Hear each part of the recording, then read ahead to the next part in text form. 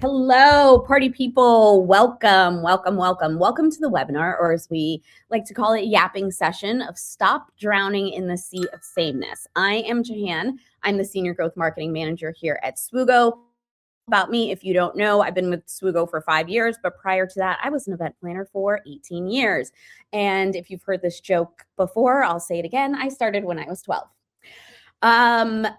Before we get started and I introduce my favorite guest, I want to let y'all know a little housekeeping notes. So to the right of your screen, you are going to see chat and Q&A. Please pop off in the chat, ask us questions. We'll get to them throughout. And then at the end, we'll save some time for Sarah to answer questions. So let me introduce my guest, Sarah Reece, Director of Demand Gen at Orem. And Sarah, can you introduce yourself to these? Absolutely. So thank you for having me. First of all, I'm so excited to chat. I'm Sarah, Director of Demand Gen at Orem. That means pretty much everything but product marketing for us. I've been at it for about 15 years now, doing a little bit of everything, all tied to connecting brand back to revenue through the practice of demand generation. And revenue. We all want to hear that. Our execs want to hear that, right? So let's dive right in.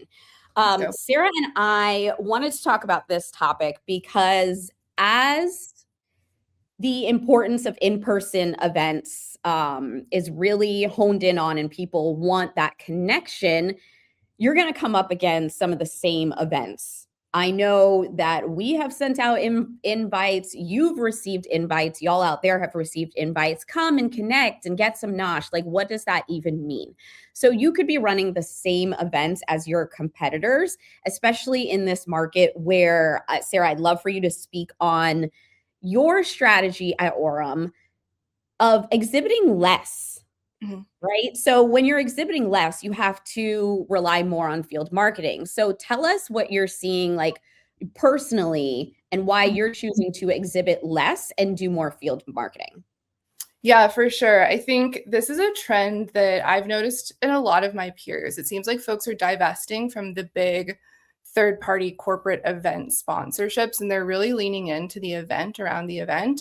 And I think that, I have a few hypotheses around why. I can speak, to our strategy here, which is cost. I think is something that we're all very conscious of right now. I know the cost to execute a large conference is going up, and so the cost of booths is going up, and eventually you hit a threshold. I don't think anybody's marketing budget is pacing with inflation, is it?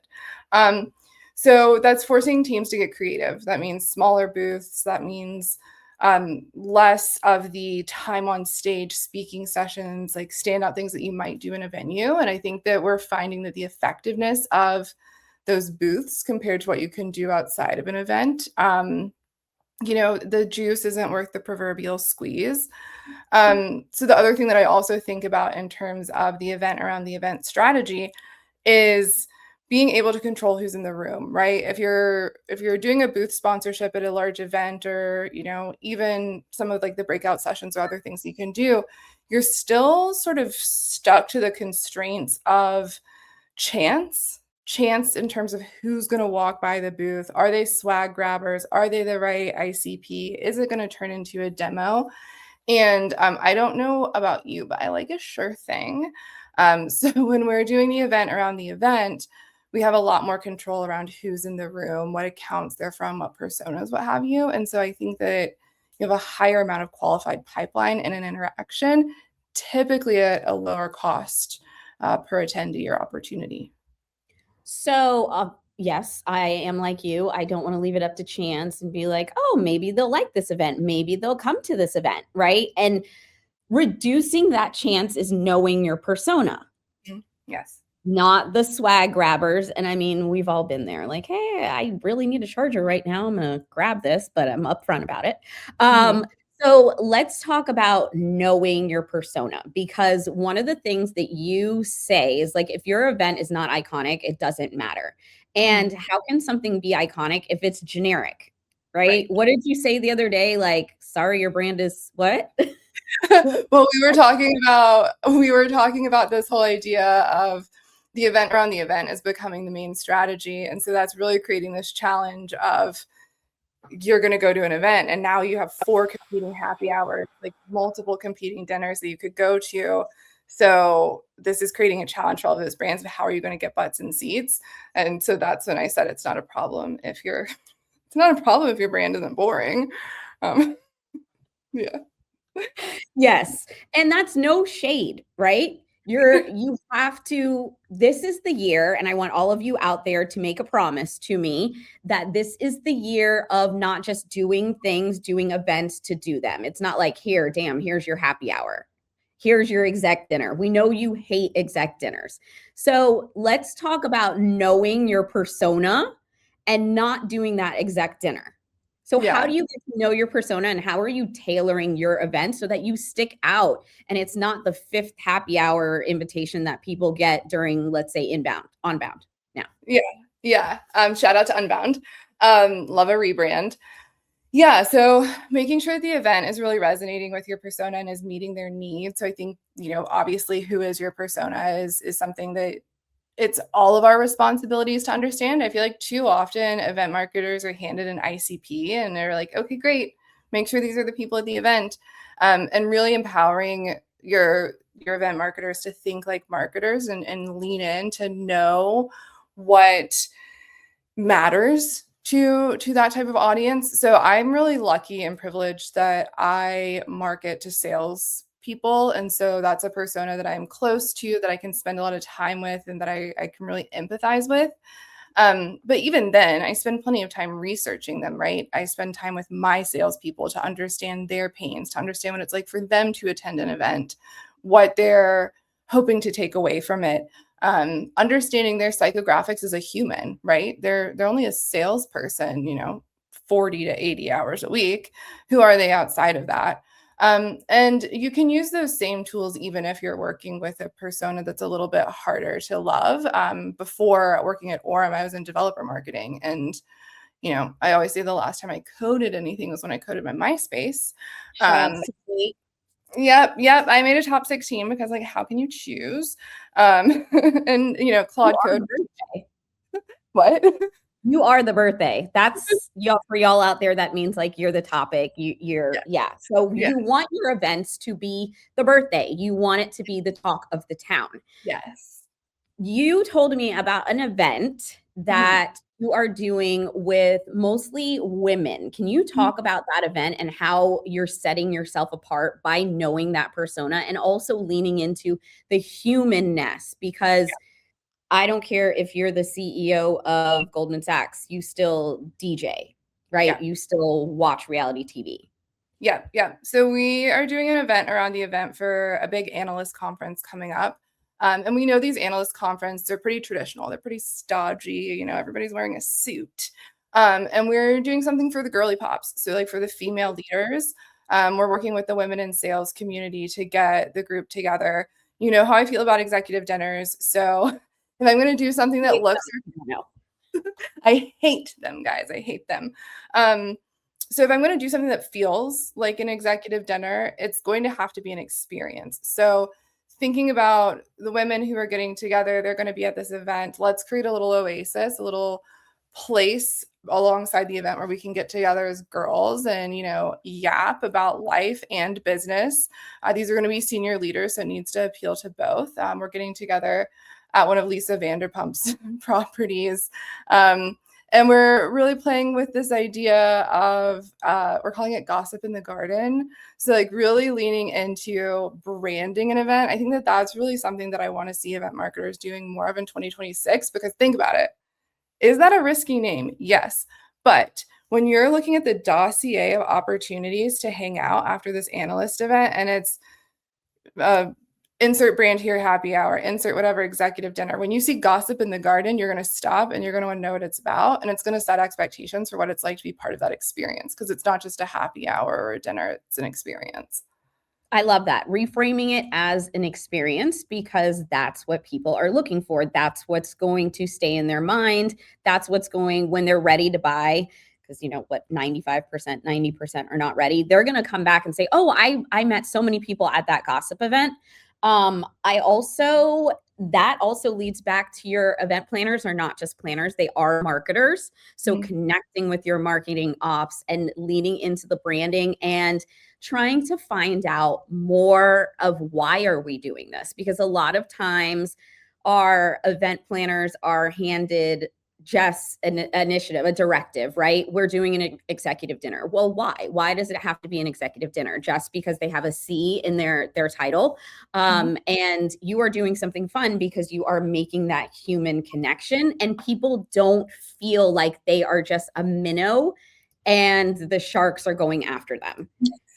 Yes, that's a really, really, really good point. It's about being curious and feeling empowered to ask those follow-up questions. Why are we doing this? What is our desired outcome? I always think about a vision. Like, what is my vision or like my big lofty dreams? Like we just did, we're trialing this new executive event format that's a salon. It's like an intellectual salon.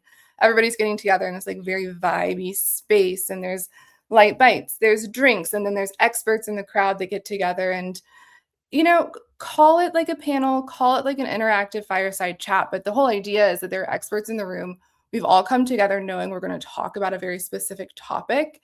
And I want the panel to happen. It's interactive. The audience is asking questions. And then afterwards, my vision, this is like the vision I cast as we were putting the event together, is I want the panel to wrap and I want to see everyone just like flocking to somebody that they want to go talk to. Like, oh, Jahan said something amazing. I need to go follow up with her. Ooh, Sarah asked a really interesting question in the crowd. I got to go find that girl. I need to talk to her.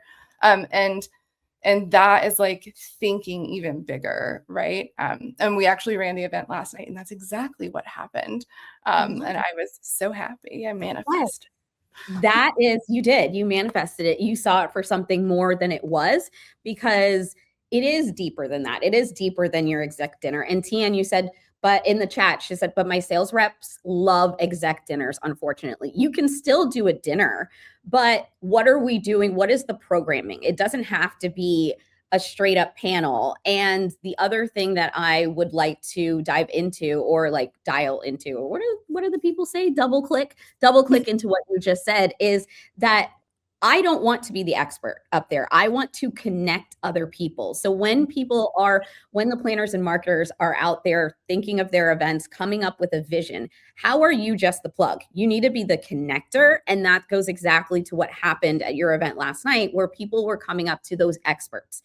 Do I know Swoogo? Yes. Do I know how to run my events? Yes. Can I help you a little bit? But you know who can help you more? Other customers and other prospects that you put into those seats. And to the point of salespeople love the exec dinner, I love that. Let's ask ourselves if that's a marketing activity or if that's a business development activity. Ooh. Do you need me to help you take people out to dinner? Really? Ooh, I love that. Shots fired, but that's great. Like, maybe sales can use their budget. And Tian, is it a possibility that you can use your budget for something more intentional and curated?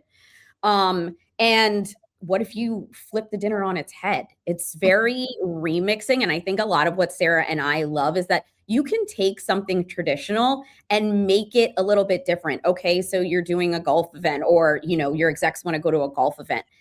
You are now broadening that event to people who it's not typically for, right? So maybe you can bring in old rich people who golf mostly, right? So what if you reframe it and you say, hey, this is actually a case study for learning about events. So I'm privileged in my position to know an event planner because I've been doing it for so long. But getting to know those people and thinking like, okay, well, yes, I can put you at a table with a dinner, but maybe we do something else. Maybe we play Legos. You gave an example of doing a developer dinner, which you had to do, but you, instead of a regular place card, you used a Lego. Like, small things like that, even if you have to do an exec dinner, those are going to show intentionality. And I think that's what matters, right? Yeah, exactly. I call that committing to the bit. And this is the idea that salespeople have exec dinners. Is definitely something that I've experienced. And I think about it honestly in terms of like, what's the best use of my one wild and precious life here at Orem? And not understanding not just budget, but time constraints, right? So we created an event in a box concept where it's like, here's how you take 5 to 15 people to dinner, go host a dinner, call me when it needs to be extremely high touch and you want to have custom branded place cards with little Lego figurines and like some sort of juggler in the corner and whatever the heck it is we're going to do. Because if I'm going to be hosting an event, it's going to be an experience. Perhaps it's an experience where people sit at a table and eat food, in which case you call it a dinner. But that's, I think, like when marketing, how marketing and sales can work together to sort of like yes and it. Okay, speaking of marketing and sales working together, by the way, love empowering other teams to go and put on their events because then they feel more responsibility for it and they feel invested in it. But let's go to it's math, right? Yeah. You said you're doing something groundbreaking, and it may not be in the Miranda Priestley groundbreaking, but really groundbreaking. Let's talk about the ROI of events. Dun, dun, dun. Dun, dun, dun, dun. Yeah, I think that that's like it's so important, right? I mean, we don't just do these things for funsies, right? I like, you know, we'll probably talk about some of the sillier things that we've done, but like when we're bringing goats into a speakeasy, it's not just because it's a fun thing to do and I want to meet Miss Kim in Arizona who runs a mobile petting zoo. It's because there's a very real ROI on the other end. And so everything that we do and all of our execution is tied back to a measurement framework. Alluding to some of the new ways that we're looking at measuring events this year, obviously we use sourced pipeline, sourced opportunities from events. We also use attribution. We use a multi-touch attribution through Dream Data. Shout out, happy customers for a long time over there. And not affiliated in any way. But that's a great way for us to see long-term impact of events, especially as we're going up market and it's a more complex deal cycle. So you have, you know, we're coming into a conversation, we're right off an event, there's the high, you get in front of the leadership, we've invested all of this in the event. I can tell you, you know, day one, here's how many opportunities we booked on site. Let's look at about 14 days. And I feel like I should have a pretty good idea of marketing sourced opportunities. Probably a 90-day look back for attribution. So 90 days. I don't know about you during event season. I've already done like 8 other events. Attribution for the thing we did last night. I don't know. Who's that? I don't know. Yeah. Don't even know her. Call me when we do Q1 reporting. Yes. So I was trying to think about how to quantify and communicate at a leadership level the impact of events on our full, like, holistic demand cycle. So like demand 101, we have demand creation, which is the awareness and desire for your product. We have demand capture, which is when you capture the leader opportunity, and demand acceleration, which is when somebody's already in pipeline or maybe they're already a customer and you're helping sales move them through the funnel quickly. And events theoretically can touch the entire universe of a demand cycle. So how do we report on that in real time? And that's where we've started playing around with this idea of pipeline in the room. And so pipeline in the room, what we do is we take all of the leads that we get from our event, we tie them back to accounts in our CRM. And then from there, we look at that account list and we say, okay, these are our customers. These are open opportunities. This is potential pipeline, and we assign a value. So customers is based off of real revenue. Open opportunities is based off of real revenue after it hits a certain stage. And then the potential opportunities is based off of our ACV and the segmentation that those accounts align to. So that allows me to come out of an event and be able to say, for example, we were in London 2 weeks ago. I'm able to say on what's called a $50,000 investment, we were in front of $1.7 million in potential revenue this week.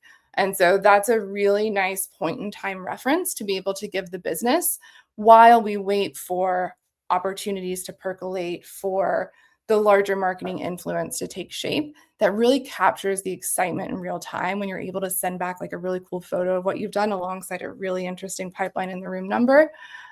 So yeah, that's some of like, it's just math, y'all. Yeah, I love that. And for those who don't know, ACV is average contract value.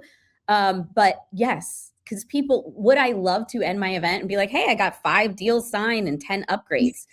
But let's be honest, like, let's be real. That doesn't always happen. What you're building is that sentiment. And I know that's one of your favorite vocab words, SAT word. But going back to the revenue, which we started with, that was one of the first, statements we started with today. The execs want to see that revenue. They want to see that number. So pipeline in the room, I think, is a great way to say, well, what was the value of this event? If we did everything right, if we had the conversations and we followed up and we gave them the content afterwards. Also, this is my plug. If you don't have your event tech connected to our CRM, please do it. It makes things cleaner. You can track your attribution. You can track your touches. And if you're not doing that, then we're just wasting money on events, right? Speaking of attribution, can you tell me a little bit about how you work with your sales teams to track attribution, to make sure that those leads, whether it's the net new leads, your customer upgrades, or people in pipe, and how that momentum does not get lost? Because as you just mentioned, you have 8 events going at the same time. How do you make sure that those leads are not just boo, because you spent, let's say, $150 on that lead, and now what's going to happen? So tell us a little bit about what you've implemented at Orem to make sure that those leads go somewhere. Truly. I mean, the event is just the starting point. Like, and we have to get everybody in that mindset, event marketers, RevOps, everyone at the party, execs. The event is just the beginning. The real money is made in the follow-up. So for us, event capture on site is pretty essential. We were early customers and happy adopters of Mobily for capture. It really turns any device into lead capture, and it's really inconspicuous, and it's just like such a delightful experience.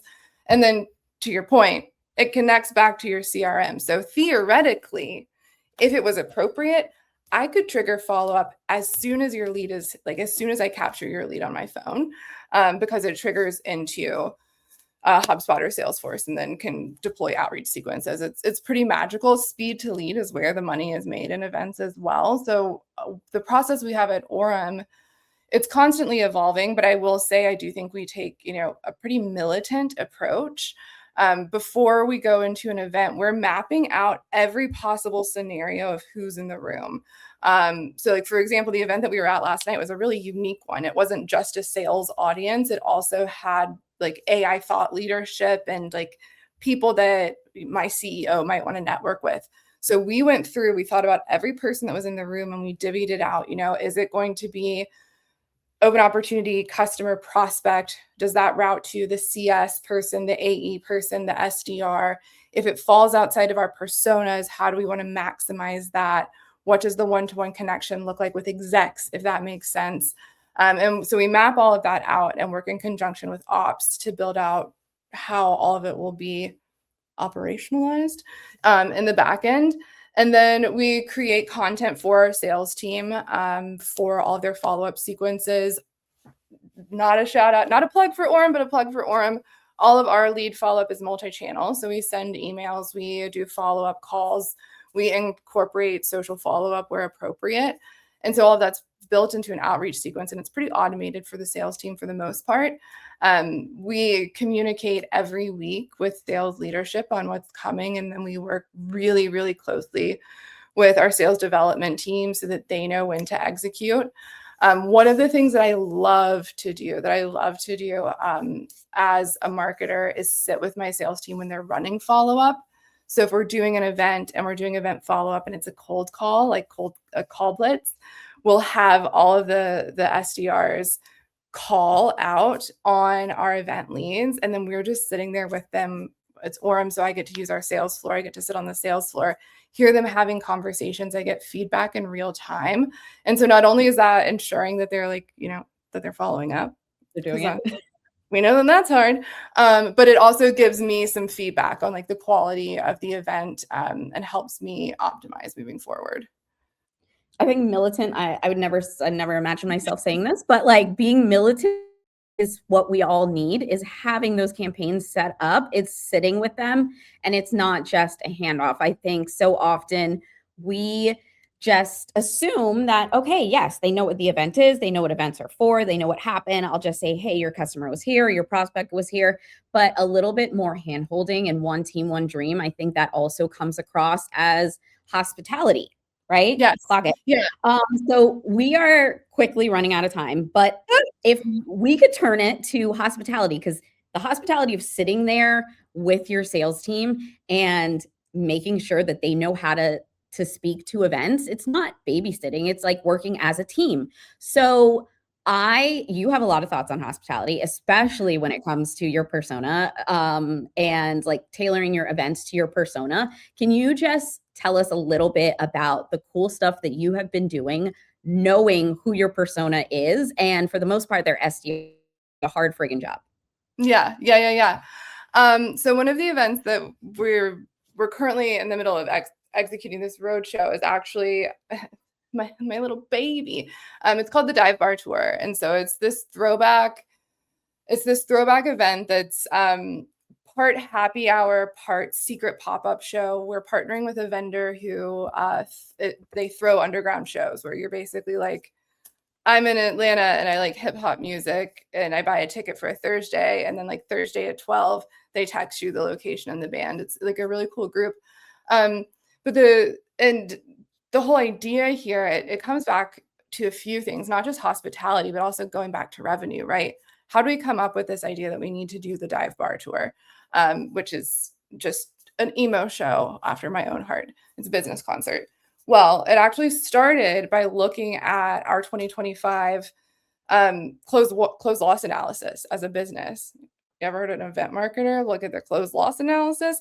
But that's what we were looking at. And we found that rep sentiment was like a really important driver of enterprise deals. And so we knew that our marketing mix, which had heavily prioritized leadership titles, might have left the reps unattended, right? The reps and their managers, that team unit. So we thought about all of the ways that we can work on building rep sentiment. And we know the SDR and the SDR manager as a team unit, there's a really big opportunity to activate them during events, right? I think the SDR manager has one of the hardest jobs in the world. They have to rally this group of young professionals to do one of the hardest, most brutal jobs in the world. And on top of that, their day job is coaching, fussing, putting people on pips. Who has time to build, like, for team building, team morale? So what if we throw an event that gives them an opportunity to just bring their team in to do something really fun and really interesting? We came up with the concept, not just because the entire Orem marketing team is former emo kids, but because in 2026, we noticed early on in the year, this whole throwback trend of posting things that your selfies from 2016, and just understanding that in the zeitgeist, there's this like real desire for like nostalgia and comfort and like better days. And so all of it sort of smashed together into this like concept that we just executed it in London. We'll be in Austin in May. And it's crazy. My vision for that event, talking about vision casting, is a line out of the door. Like you're trying to like get into the best show in town. But yeah. I would. A pop-up show. And I mean, it's not just, oh, yes, we have to get these people in the door and we have to sit them at the dinner. You were able to look at closed ops. Again, another plug for us to connect our event tech to our CRMs and to work with your marketing ops people, and for you not to just be a planner, but be a marketer. And like, what was the problem? What was the deal? And you solved that by humanity, by connection, by giving the people what they didn't know they needed, or they needed, and they know they needed, they just don't have that time on their plate, and taking something off of their plate. So we are at time, but if y'all have any questions, please let us know. Rachel would love any resources to draw inspo from for fresh ideas. I mean, Sarah, I'll let you go first. They come out of my brain. Yeah. I would say, like, y'all don't come for me, but social media. Yeah. The 2016 trend. That's why all of the Wendy's Twitters and those become trends and sayings and phrases and memes. remembering that no matter how old or young your attendees are, they still want to be in the mix. They still want to be cool. They still want to feel like they are a part of something. So, as cringy as it might be, leaning into social media, leaning into B2C concepts. You know, if Poppy did it, how can I do something that Poppy did, but maybe elevate it a little bit, or do something more business like, but not too business? Because as you said, people are working 40 to 80 hours a week. Like, take them out of the business for a little bit, see them as a human. And I guarantee you that is going to differentiate yourself from the competition. What do you have to add to that? I mean, I think about what do you want to do? And obviously if you aren't your ICP, I still think you're a human, right? And they're humans. I mean, we're throwing a business concert. What other type of business things can you do? Business blowout bar, we've done that. Business museum. There's put business in front of something really interesting and see that your ICP loves. Yes. I love that. I love that. Well, Sarah, thank you so much for your time today. Can you tell everybody where they can find you? Yeah, come find me on LinkedIn, Sarah Reece at Orem. All right. Thank you so much. Thanks, y'all, for attending, and we will see you on the next one. Bye, guys.